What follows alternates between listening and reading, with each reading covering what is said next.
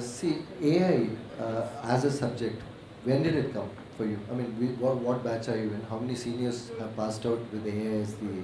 AI came in 2021. I'm of the 2023 to 2027 batch. So 2021 was the first batch itself has not passed out.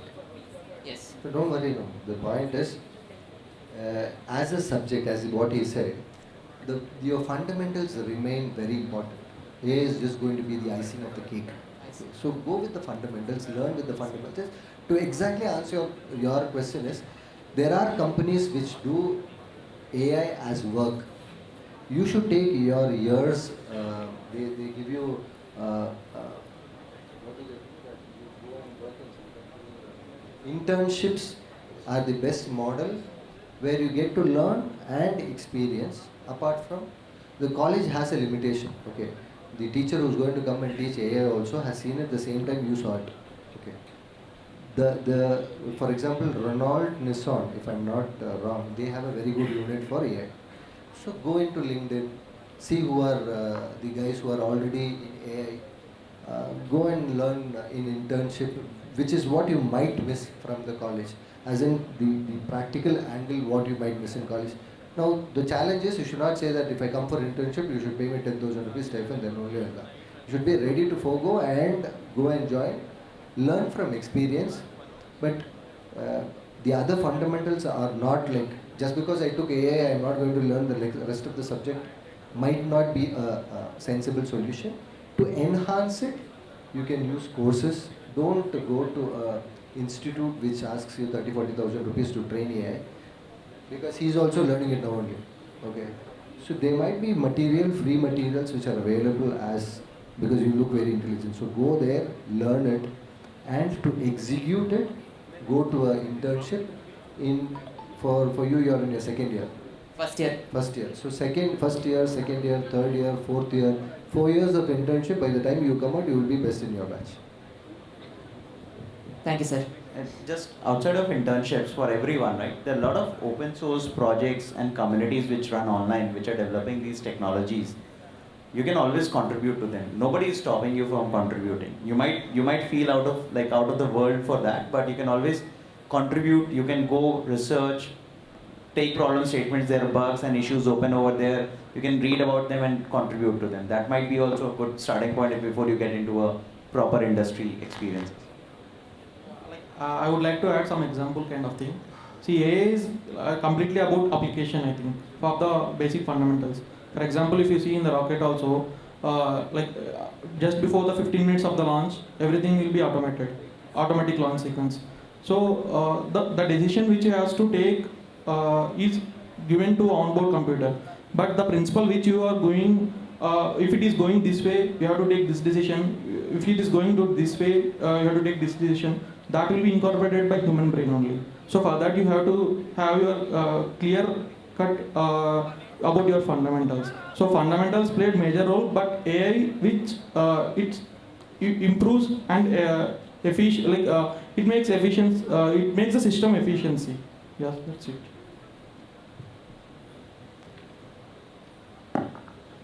Excuse me, I have a question for actually Mr. Lalit. So, keeping Chandrayaan 2 in mind, problem with the Vikram lander and all, how did ISRO make sure that same what we repeated for Chandrayaan 3? Yeah, actually Chandrayaan 2 played major role in Chandrayaan 3 success, I would say.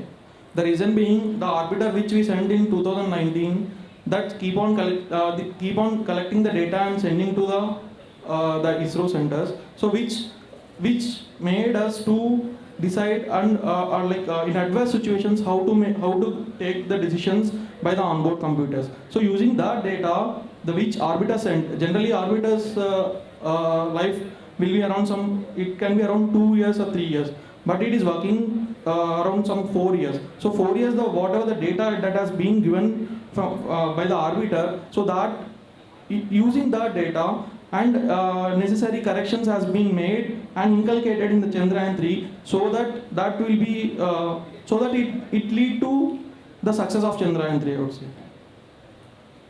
Hope I answered your question. Hello, sir. I have a question for the whole panel actually. I think that my question is basically based on ethics. I believe that ethics is something that has staggered the growth of technology, and it may be any part of technology. It may be biotechnology, nanotechnology, artificial intelligence.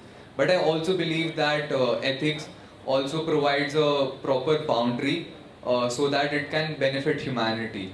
So I want to ask that what is your opinion that ethics do they stop the growth of technology, or they are there for our betterment?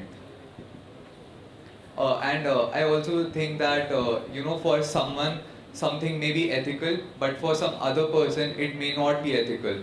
So that creates a lot of blunders. So what are your opinions on this? Like for one more panel question, I already told that all depends on the mindset. But Yeah. basically, that ethics it is always beneficial only because you would have here in lots of medias also we are listening nowadays that whatever scientists or that researchers they are giving that ideas already we were having all these in our Vedas. Like ISRO chairman, he also gave some statement recently, and lots of controversies were there behind that one regarding Sanatan Dharma and all.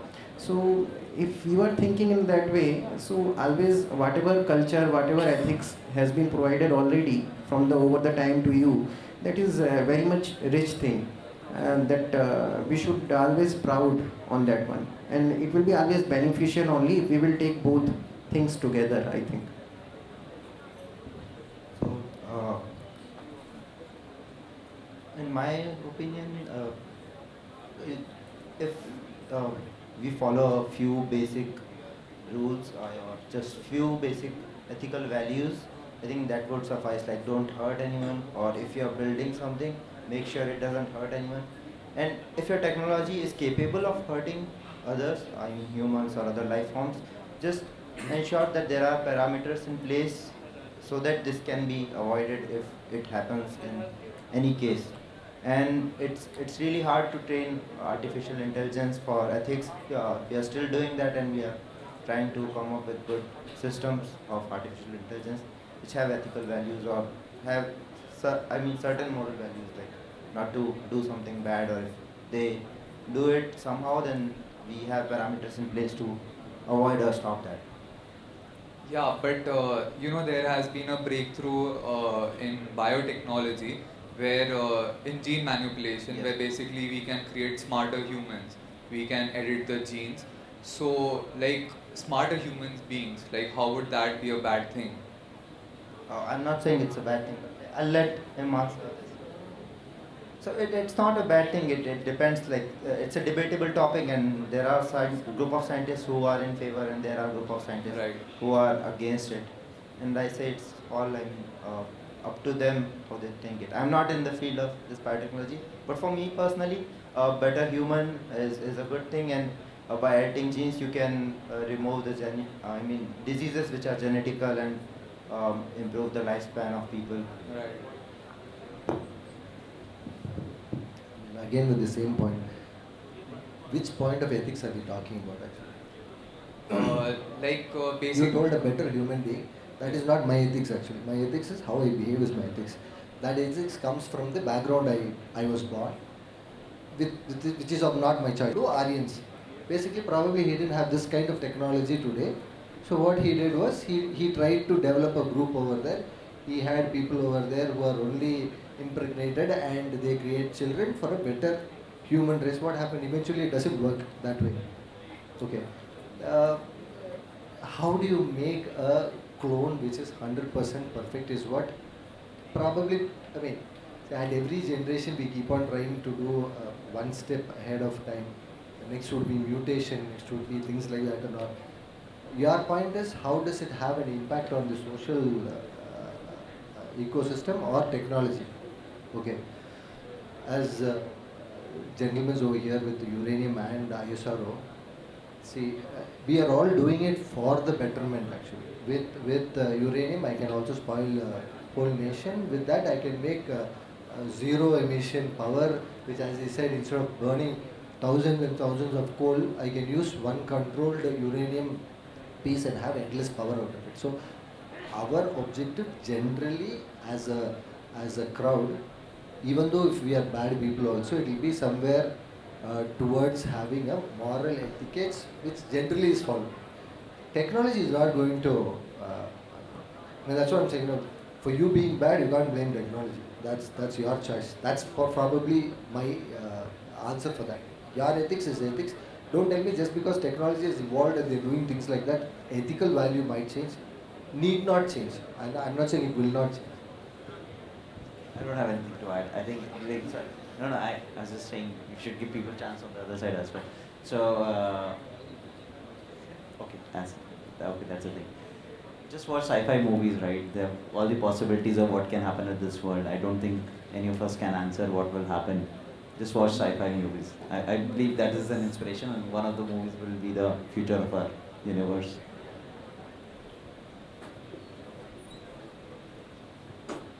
Good morning, I'm Sanjana, and my question is for Pramod sir. Sir, I saw that you are a BCom graduate from SRM, but you are running a software company. How are you managing things? Very easy actually. I mean, it has nothing to do. I always wanted to run a company of my own, even before commerce as my graduation. So I evolved over a period of time. So to answer your question, after 12th standard, I just went and saw which was the most easiest way to get a degree. That's how I joined commerce. So I was probably not the most intelligent guy in the group. Because I knew that not only a degree is going to help me build a company. Okay, so I used to do a lot of businesses before that or during that time. So I had to learn a lot of things. So my first job I joined in Airtel, then I joined to the next company because I wanted to touch technology. It took when I should have learned engineering 4 years, it would have been easier for me to jump into the company directly, but it took a smaller turn for me. But then I joined the IT wing. I wanted to always develop products or solutions for people on the IT sector. I worked for like close to 20 years, 18 years I worked. I thought that I had all the potential to start a company. 7 years back we started a company. We're doing really good. So, I mean, the answer to that is we already have a notion that if you finish this is where you can do that. I don't know what, Apple's owner never was a graduate. Facebook's owner never was a graduate from technology. If you want to become something, you just drive the path towards. I mean, degree is a good thing to have. I mean, I shouldn't be demotivating you saying that degree is not going to make any value. Just go out and do whatever you want. It's a major thing. Finish it, but then that doesn't stop you from. Examples are here actually, so they can reach anywhere you want. You just have to set your goals. So how you manage how you got the fundings and all? No, we are self-funded company. We never went out and asked for funds. That's our primary principle which we had. To manage the company, I've hired people who know technology. Thank you so much.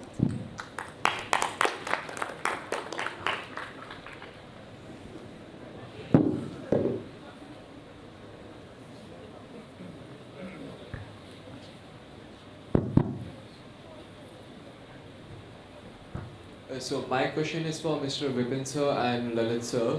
You guys are in government-funded companies, right? But the amount of Indian taxpayers is very low compared to other countries like US or other European countries. So what do you think would happen if I read that somewhere it was less than 2% of people paid on income tax and the working class is about 60%. If this 2% even became 5%, how different would your funding be and how different would your technology advances be by now? See, it is a very good question because it depends all on the government. Whenever they are having a complete assets, they are deciding any budget. So what happens that some of the times it happens, some people in the government, they used to do that. They used to favor in their own area to the people where that money is not required much. But they should fund to the industries more, which will help in future for the technology advancement. Like if you will see the example of ISRO, if they sustain themselves they started using launching of the satellites. They earned from that one. So whenever government they are not even to they are not able to give that much funding. So we should equip ourselves to earn that much, that we should sustain in our competitive atmosphere. So we should not always depend on the government funding, as well as it should be from the both side. Government also should always think about that funding, that where they need to give it. If they that is for their personal votes or their personal needs, they should think ahead of that one. Likewise, in the case of other companies also, which they are getting the subsidy, they should try to decrease their extra expenditures also, and they should try to equip themselves to sustain in the atmosphere.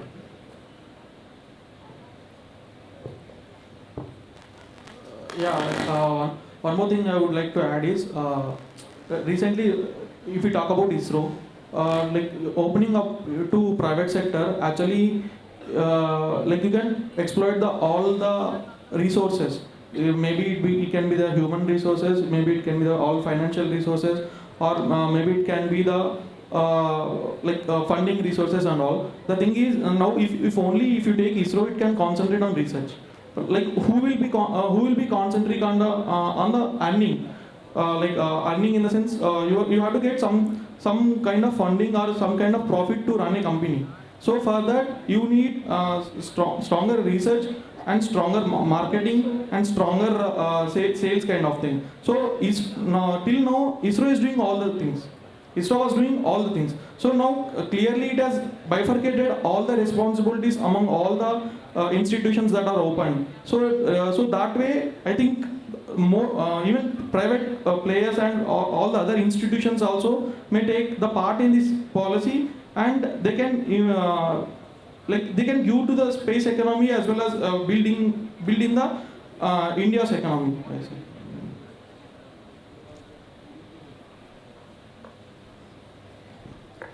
Good afternoon, respective speakers.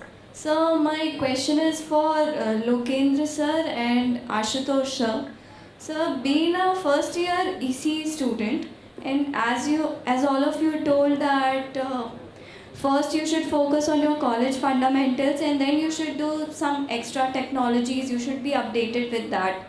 But sir, as there are so many technologies like cloud computing, AR, VR, app development, web development, DevOps engineering, and etc. So sir, on which should I focus and how should I do that? What excites you?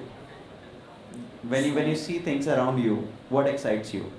Sir, actually, I don't know much about all of them. No, I'm not talking in terms of learning. When you see things around you, what is the thing which excites you? Which you feel like, oh, which makes you curious, which has brought you to engineering, right? Something has brought you to engineering over here, studying engineering. What excites you?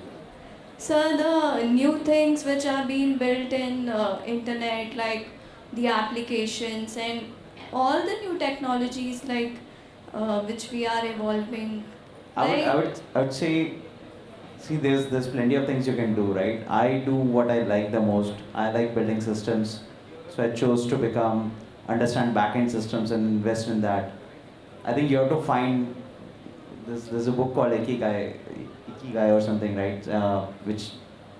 Japanese book. It talks about what excites you, right? Once you find what excites you, what makes you happy, then you will find a path towards it. You can learn 100 things, but it will never stick with you if it doesn't excite you. Yeah, sir, that is okay. I find interest in web development, so Then I could learn about that or other things. But sir, what should we do according to the industry? Industry has plenty of things. There's plethora of things, right? There's combinations of everything. I'll say if you like web development, start from there. Then you'll figure out your journey.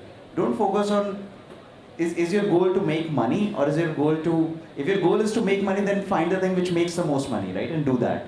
If your goal is to do stuff which will come and keep you happy and build stuff, then focus on that and you'll find your journey.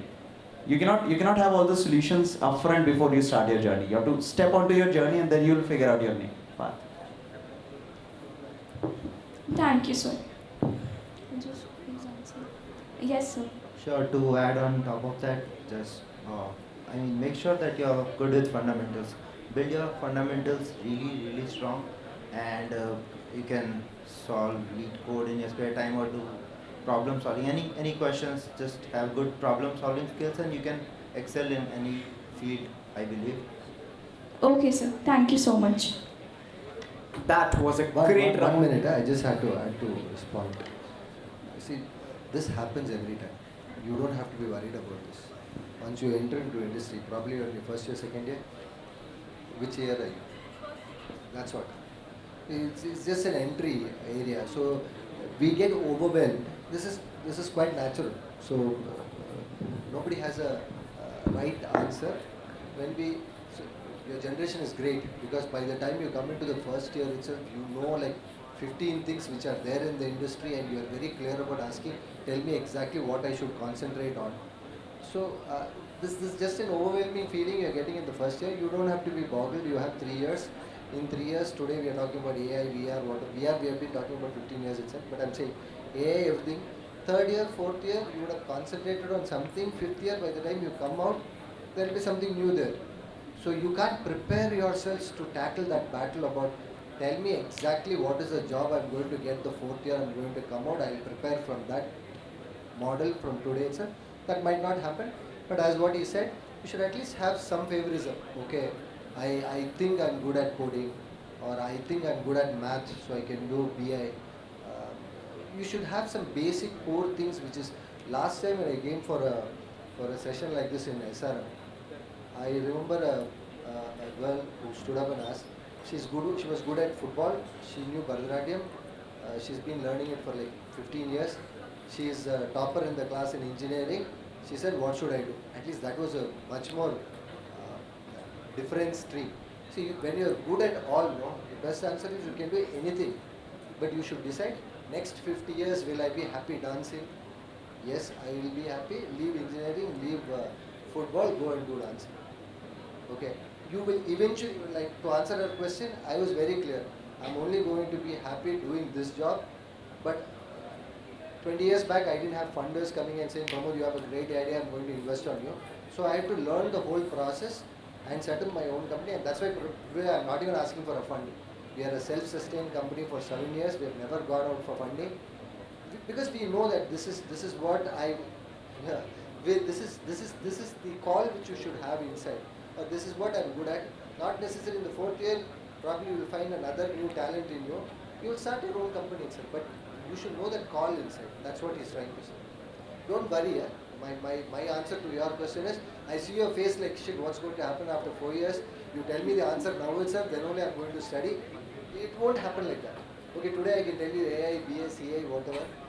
Fourth year you have DA coming in. So we never know. But be open to it and don't boggle yourself.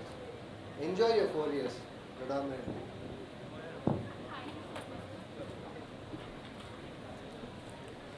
That was a great round of interesting and thought-provoking questions. We hope all your questions have been answered to the best of our knowledge. With this, the Q&A session comes to an end.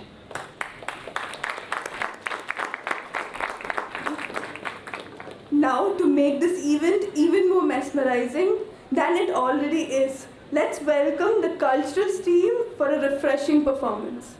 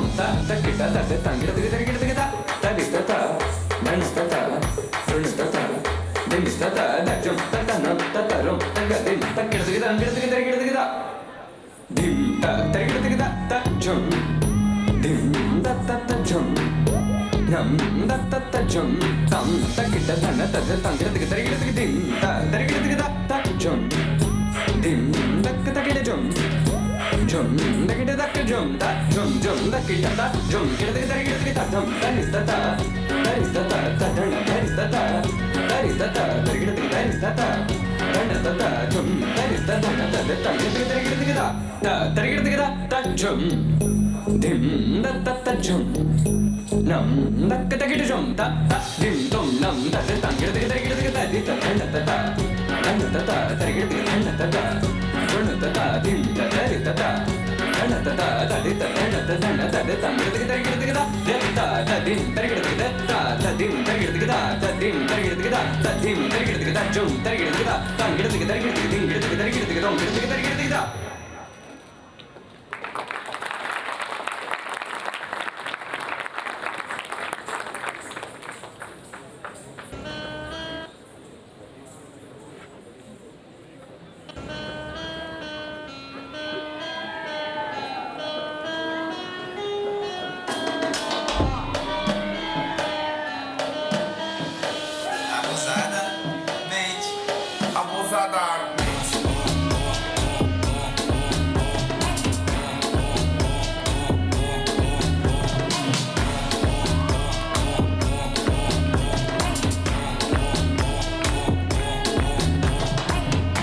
Só que a profissão das minas é...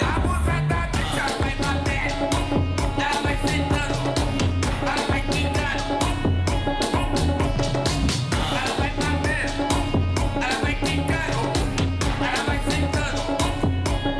Abusadamente ela vem batendo, bum, ela vem quicando, ela vem tremendo, abusadamente. Abusadamente. Só vem essa porra aí, é tudo na conta.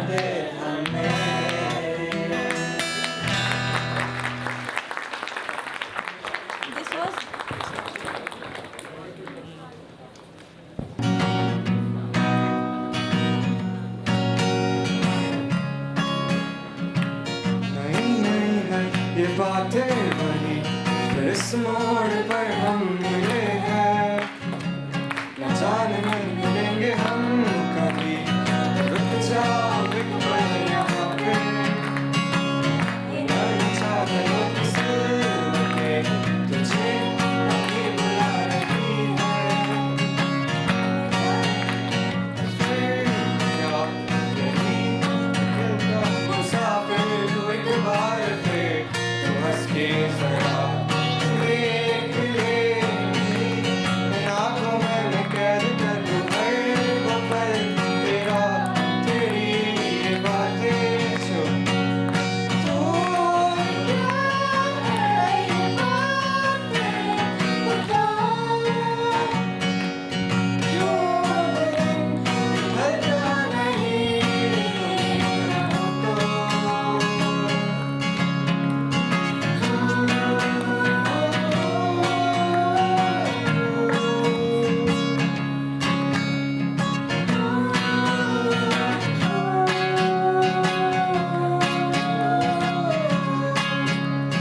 तुम ले जा रहे ये आसमां में खिड़कियों से देख तुम बाहर कोई छोटे से लगे इतने बड़े जो है सामने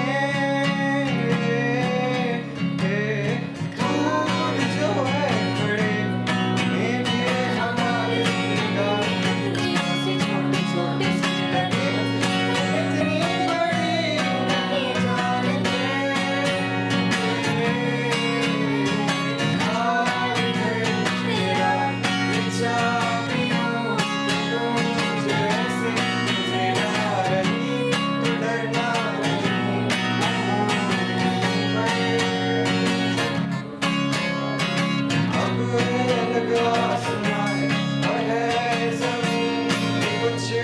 अलग से मिलोगे जब कभी देखना कभी मैं कुछ गलत नहीं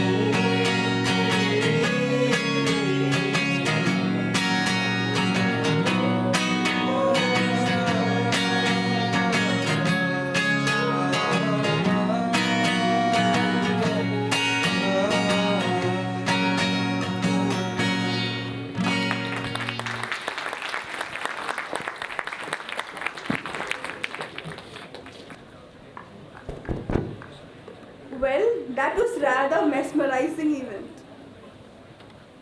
Moving ahead, now we have an exhilarating event, the Ideathon, an exciting platform for emerging innovators and tech enthusiasts. We are providing the participants a chance to put forth their ideas and prototype solutions based on the themes. This event will harness the inventive spirits of our attendees and provide a chance to showcase their creativity and problem-solving skills. We have received an overwhelming amount of responses. 6 ideas have been carefully chosen by the panel of experts, while it's worth noting that all the other submissions displayed exceptional quality as well. Each team is requested to come ahead and present their ideas to the panelists. Note that each team has to present their ideas in 5 minutes. Without further ado, I would like to call the team number 1 to come up on the stage and present their idea. My name is Divyanshu, and we are presenting a cloudburst detection system. So we are presenting a cloudburst detection system, and there are 3 members in my team. It's Good morning, guys. I'm Aryan. Good morning, guys. I'm Anj as well.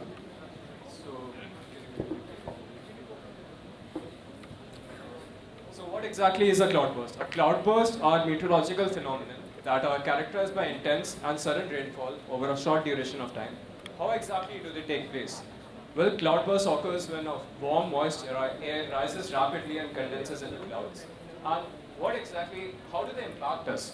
So cloudbursts are highly destructive due to the sheer volume and intensity of rainfall, and they pose life-threatening risks, especially in vulnerable regions. We propose to develop a cloudburst detection system in the form of an Android app. This app will harness the power of machine learning and real-time weather data to predict and mitigate the impact of cloud bursts, saving lives and property. This project has been divided into 4 main phases. Data collection and integration, model development and training, user interface and alerts, and testing, deployment, and collaboration. For the data set, we went and gathered the data set from OpenMeteor API. And for the beginning phases of our project, we are focusing on these primary locations: Shimla from Himachal Pradesh, Solan, Kutch, and Purola in Uttarakhand. These locations have the highest impact of cloud bursts in India. And our other sources of data set include internet, news and media, and IMD itself. So they can confirm whether a cloud burst has taken place or not. This is how our data set looks like. And coming on to model development and training, Arun, can you please elaborate? So the exact prediction how our project works on is based on these 4 different models. So we use multiple variety of models to know what works the best for us. So first, starting with the random forest classifier, it's basically an ensemble-based learning which uses multiple decision trees so that the prediction is boosted, and it helps in predicting the right amount of data parameters. So yeah, this is a small snippet of the random forest classifier. And the analysis we made by using it, we got accuracy of about 90%, which was pretty good, but when we evaluated our next model, gradient boosting, it's almost similar to a random forest-based classifier, but the only thing is that it requires more number of resources. But in our case, our accuracy reduced about 1% on it. And this was the model convolutional neural network. We had high hopes with it, but the main problem was it took the data set as images, and at the present hand we didn't have any particular set of images as data set. So this was the accuracy that we had using a CNN. It basically is a neural network just like in our brain. It has multiple layers and it performs multiple iterations through which we can achieve a better result. So this is, and this is actually not a model, it's in fact a tool that we have used with CNN to get a much better result. So yeah, after implementing linear regression, we got a mean square error that is almost 0, which means that it perfectly fits our model. And these were the images that I was talking about. These type of images are used to train our CNN model, and at the present, we didn't have multiple images to train our dataset, hence we used that CSV file. And this is the exact model comparison of which model performed the best. And as of now, the random forest classifier won with a pretty good accuracy at the first present. Participants, I'm afraid you have 30 seconds left, so try to wrap it up. So good afternoon everyone, and today I'll explain you about the user interface. So as you can see, we have included so many of the features, including our SOS features. So for example, these are the expected features, and also we have also included another section which, because Arun has already told you about the regression model. So in the regression model, we are also sending the intensity features, and based on the intensity features, we're also including another section along with the weather prediction. And now this is the backend part. We have used several endpoints, and based on the endpoints, we are sending the data to the front end for the displaying. Also, this is exactly what our app looks like. Excuse me, I'm sorry, but your time's up.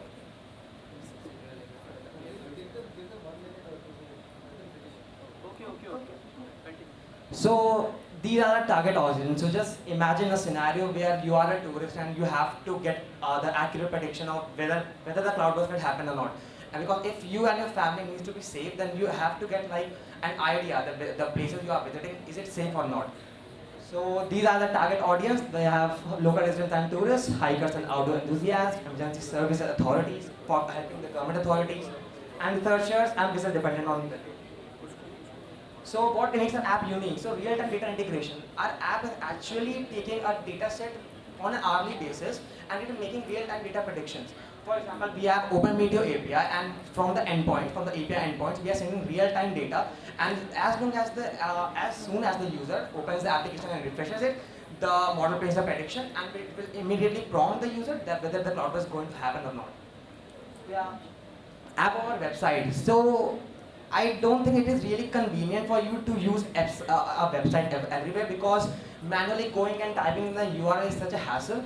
And so we are using particularly an app, and because the app has the feature of push notifications, mobile alerts, and location services as well. Because since you have a GPS access throughout the application, so wherever you are going, you will immediately get the notification that whether this area is a cloud burst prone area or not. So yeah, thank you for your presentation. Thank you, everyone. Thank you, everyone.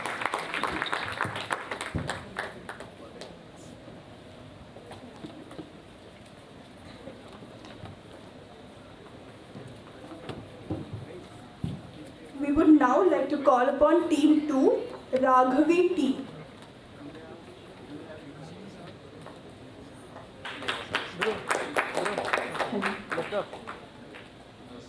Hello.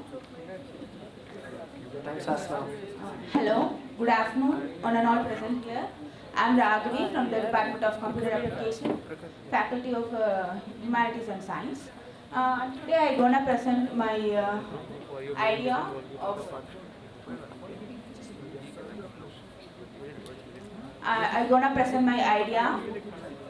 scrutinizing the impaired people's brain. Idea is scrutinizing impaired people's brain. The next big thing is really small, and I will tell you what's the smallest that actually gonna impact in a big way.